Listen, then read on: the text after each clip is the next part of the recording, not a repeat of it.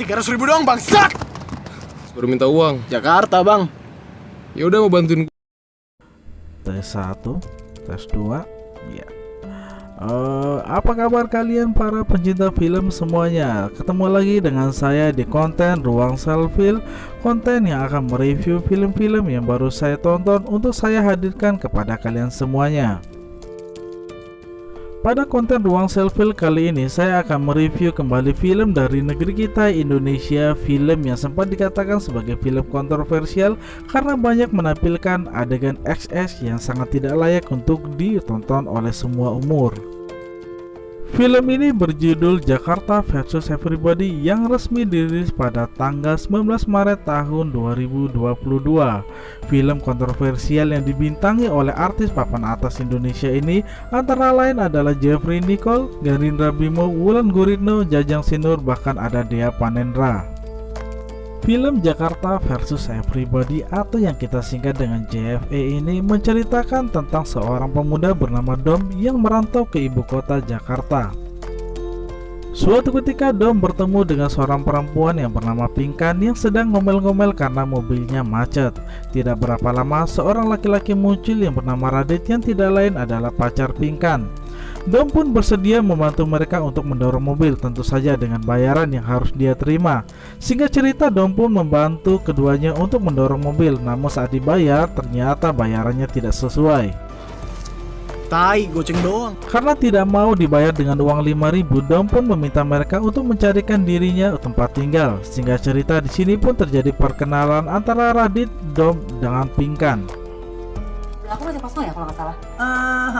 Nah tuh mudah-mudahan. Dan singkat cerita akhirnya Dom pun bisa mendapatkan sebuah kamar kos yang baru. Tentu saja hal ini atas bantuan dari Pinkan yang sudah memperkenalkannya dengan Ibu Rati juragan kos-kosan di situ. Adegan berganti saat Pinkan kembali ke kamar kos milik Dom untuk berkenalan lebih lanjut. Namun saat mereka sedang ngobrol, tiba-tiba Radit datang dan mengatakan bahwa salah satu anak buahnya sudah ditangkap oleh polisi.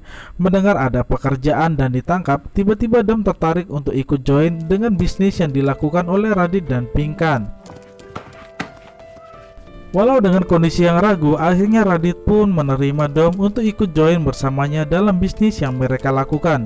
Rupanya bisnis yang mereka lakukan adalah mengedarkan narkoba ke beberapa pelanggan, tentu saja dengan cara dan sistem yang sudah disusun oleh Radit dan Pinkan. Dan di hari pertamanya bekerja, Dom diperkenalkan dengan beberapa anak buah Radit yang bekerja mengedarkan narkoba. Selain itu, Dom pun juga dikasih tahu apa profesi lain dari sosok Radit dan Pinkan yang ternyata adalah seorang potong rambut dan seorang DJ di sebuah klub malam. Gini-gini nih nggak cukup otak doang.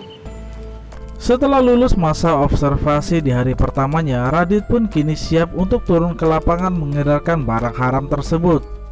Dan singkat cerita di hari pertamanya tersebut dia harus melakukan sebuah transaksi di sebuah kereta api.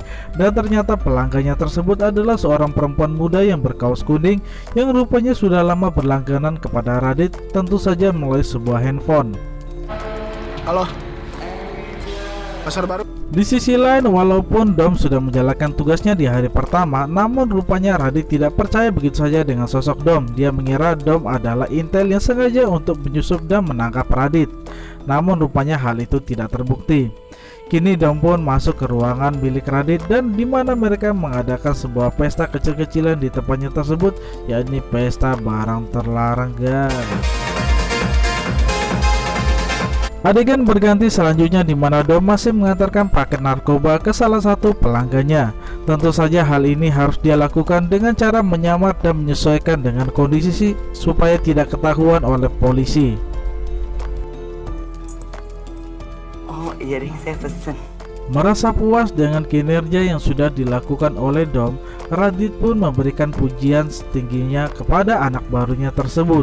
Bahkan untuk tahap selanjutnya, Radit pun memberikan kepercayaan kepada Dom untuk membuat takaran narkoba sesuai dengan yang biasa dia lakukan. Scene berganti, seorang perempuan sedang gelisah menunggu paket narkoba yang biasa diantarkan tepat waktu. Namun sialnya paket narkoba tersebut berada di sebuah kolong kursi dan dengan susah payah perempuan yang bernama Kansa ini berhasil mendapatkan narkoba tersebut. Setelah sukses mengantarkan paket pertamanya, kini Radit pun memberikan tugas tambahan kepada Dom untuk mengantarkan sebuah paket narkoba, tentu saja ke area yang sangat berbahaya, yakni di sebuah bandara. Namun dengan kamuflase yang sudah diajarkan Radit, Dom pun akhirnya bisa meletakkan dan menyerahkan transaksi narkoba tersebut di bandara, tentu saja dengan trik yang sangat tidak biasa. Setelah sukses mengantarkan paket-paketnya tersebut, seperti biasa pada malam harinya Radit mengajak Dom untuk ikut berpesta di sebuah klub malam. Rupanya klub malam ini adalah klub yang biasa Pinkan bekerja. Walaupun Dom sudah menerima banyak pujian dari Radit, rupanya Radit merasa cemburu dengan kehadiran anak baru tersebut. Dia pun menghentikan mobilnya di tengah jalan dan meminta Dom untuk mencium Pinkan. Dengan gilanya, mereka pun hendak melakukannya di tengah jalan. Namun rupanya Pinkan tidak mau melakukan hal tersebut di tengah jalan. Sakit lo ya?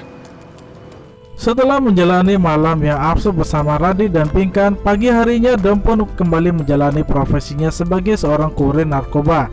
Dan kini dia pun harus berkamuflase menjadi seorang pengantar pizza agar tidak ketahuan oleh pihak yang berwenang. Seiring waktu berjalan, walaupun Dom telah menjalani peran barunya dengan semangat sebagai seorang kurir narkoba, namun di dalam hatinya dia tetap ingin menjadi seorang aktor, seorang artis sebagai niatnya merantau ke ibu kota. Namun Dom sadar bahwa hal ini tidak mudah untuk dilakukan karena dia harus tetap bertahan di ibu kota yang keras ini. Adegan berganti saat Radit dan Dom saling berbicara tentang kehidupan. Bagi Radit, hidup adalah sebuah realistis yang harus dijalani sesuai dengan apa yang dihadapi di depan mata. Namun hal ini rupanya berbeda dengan prinsip Dom itu sendiri.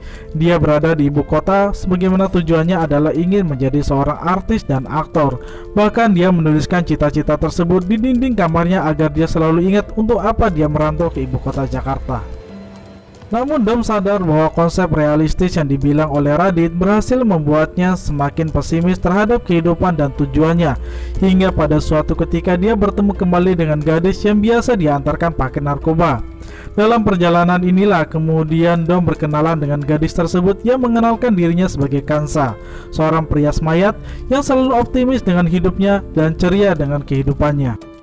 Perkenalan singkat antara Dom dengan perempuan muda bernama Kansa ini kemudian berlanjut hingga pada malam harinya, di mana pada saat itu Kansa menjelaskan bahwa hidup tetap harus semangat sesuai dengan apa yang dia inginkan atau apa yang dia cita-citakan. Kehidupan semangat inilah yang kemudian menular kembali kepada diri Dom, mencoba untuk realistis dengan konsep semangat yang ditularkan oleh sosok Kansa tersebut. Gairah untuk melanjutkan mimpi menjadi seorang aktor dan artis semakin bertambah saat dia melihat Ibu Rati atau ibu kosnya menonton sebuah film dari layar tancap yang tidak jauh dari rumah kosnya. Dan dia pun menjalani mimpinya sambil bekerja sambil menemukan celah untuk melanjutkan mimpinya tersebut.